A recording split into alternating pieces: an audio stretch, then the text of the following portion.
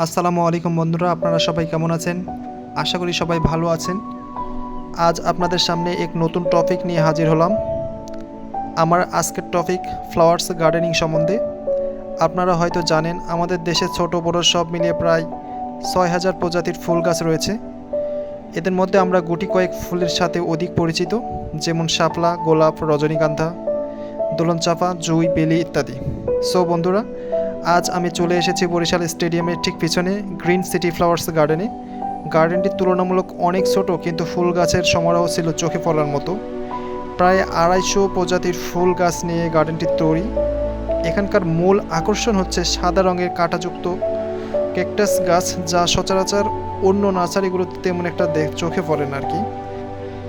এছাড়াও এখানে রয়েছে বিভিন্ন ধরনের ঔষধি গাছ, যেগুলো বিভিন্ন রোগ নিরাময়ের কাজে ব্যবহৃত হয়। আপনারা যদি ফুল গাছ সহ যে কোনো গাছ কিনতে চান তাহলে অনেক সুলভ মূল্যে কিনতে পারেন এখান থেকে। সবশেষে একটি কথা বলতে চাই, প্রকৃতির সবচেয়ে সুন্দর দৃশ্য হলো ফুল।